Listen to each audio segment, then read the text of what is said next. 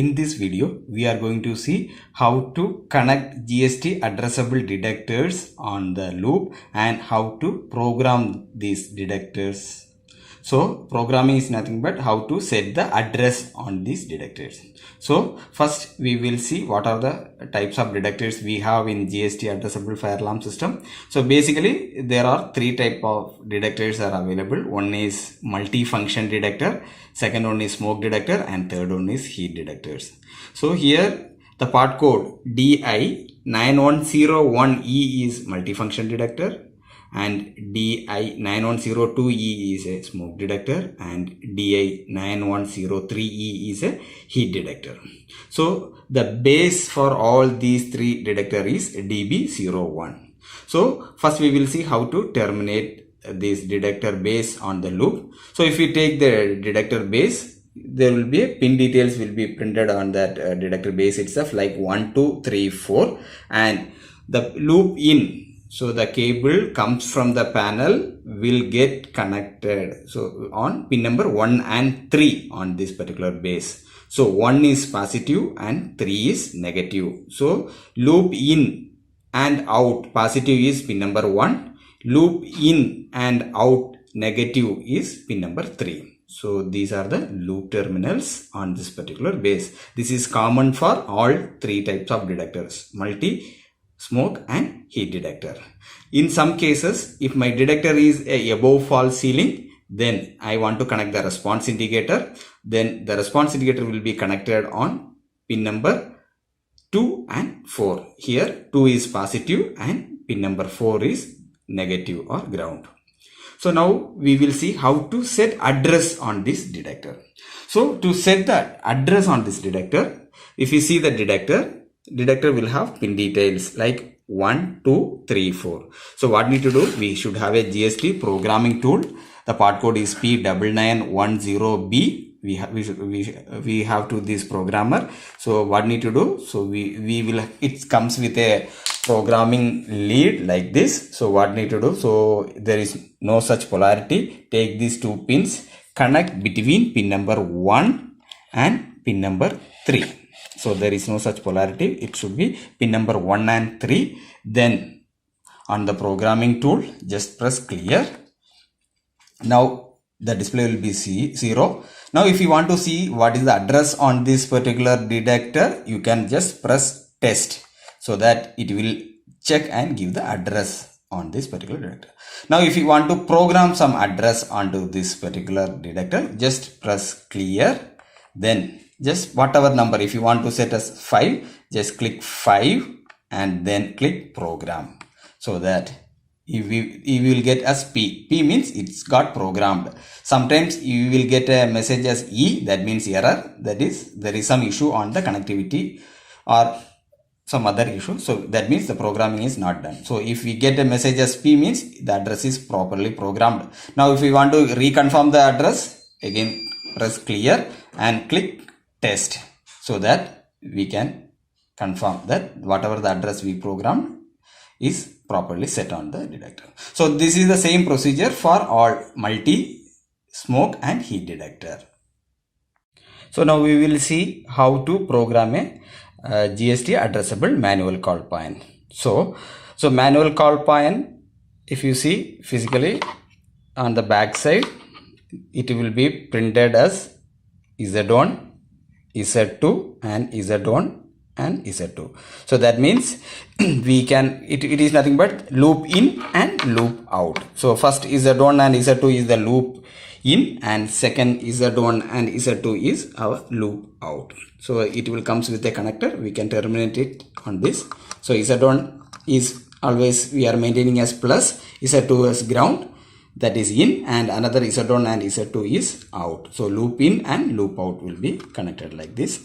And to set the address on this particular manual call point, what we need to do, just connect that programming tool between any Z1 and any Z2. So these are the two pins you have to connect the programming tool. So Z1 and Z2 you need to connect the programming tool. Just switch on this programming tool. Now if you want to see the address, click test. It will show whatever the existing address So if it is not showing, that means there is a error on this connection. So what need to do, check the connection once again and then test it.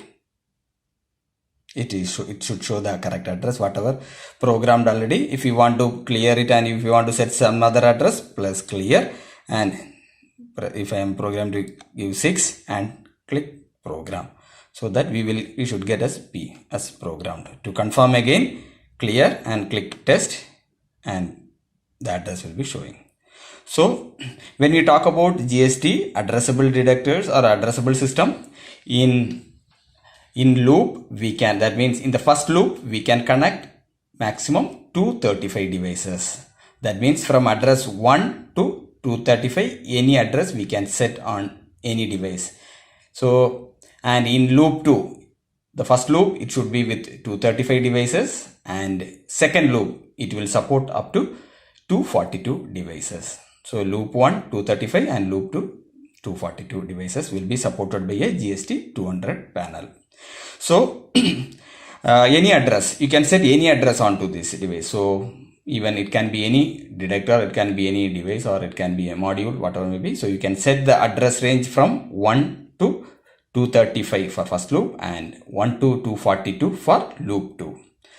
And so when you take the MCB, we will get a reset key also along with this. In case if anybody activate the MCB, that means if you press this MCB, so it will get activated. Now if you want to reset it, we have a reset key. So we need to insert that key into this and rotate in a clockwise direction so that it will get resetted. So now we will see GST addressable sounder cum strobe. So in GST there are two part codes are available. One as GST addressable sounder, the part code is I9404, and the other part code is I9403, which is sounder cum strobe. So based on the customer need, we can give only sounder or sounder cum strobe. So it will come along with the base. So how to program? The same way. All GST addressable devices connected with pin number Z1 and Z2. So we need to connect the programming tool on pin number Z1 and Z2, and as I said earlier, we can easily set the required address to this particular sounder or sounder cum strobe. So when we talk about the termination part, so if you see this base, it will have Z1, Z2 as well as D1 and D2 also available. So what need to do, how to connect? The loop in and loop out will be on Z1 and Z2 itself. So that means, so loop in plus and loop in plus and loop out plus will get connected on Z1, and loop in minus and loop out minus will get connected on Z2 on this particular base. And when we connect this, we have to take a small bit of wire and connect Z1 with D1 pin and Z2 with D2 pin to give this power to this particular sounder or sounder cum strobe. So that is mandatory. So Z1 will be shorted with a D1 and Z2 will short with a bit of wire with D2. So now we will see how to connect and configure GST addressable input module. The part code is DI9300E. So this is the input module, that latest model comes from GST.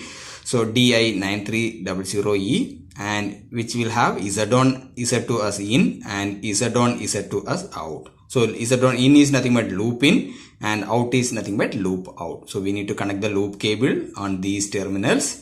And so input I and G clearly printed here. So the input module, the need of input module is to monitor the third party device and update to my panel. So like water flow switch or any third party devices, whichever give a potential free contact, NONC contact, need to be connected on this particular terminal. So I and G. So by default these two terminal will be connected with end of line resistance. It comes with the module itself. The value is 4.7 kilo ohms.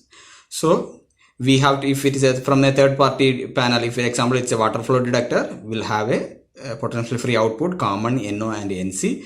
We need to take common and NO and get connected with these two terminals. There is no polarity on that.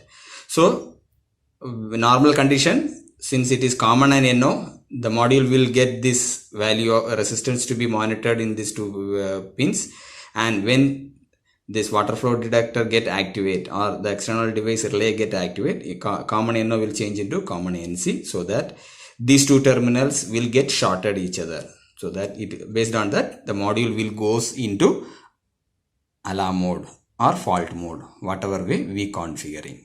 So to program these devices, so now we see how to set the address on this particular module. So Z1 and Z2, I just connected with a small bit of wire.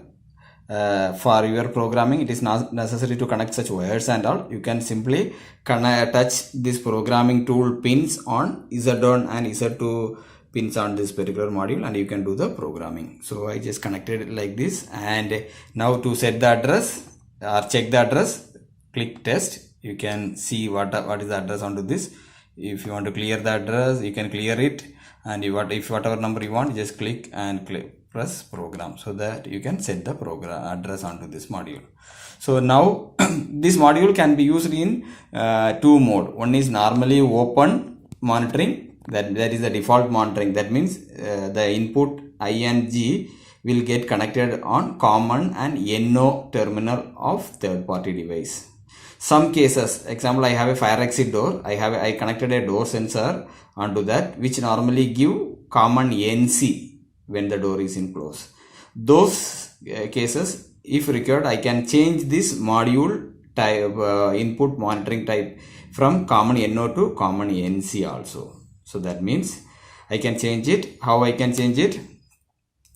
Just click 4, 5, 6, clear, function 3, you will get a dashed line here. Now if you press 1 and press program, so that this module will be programmed as, or it will monitor a common NC input. That means if the input wire which we are connecting between these two terminal will be common NC in normal condition, when it change into NO, the module will goes into alarm mode.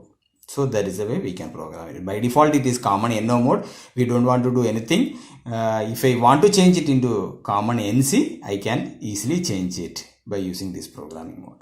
If you want to change it back to the again old setting, the same way, 4, 5, clear it, 4, 5, 6, clear, function 3, you will get the line. Any other number other than 1, if you press and click program, it will again back to common NO mode.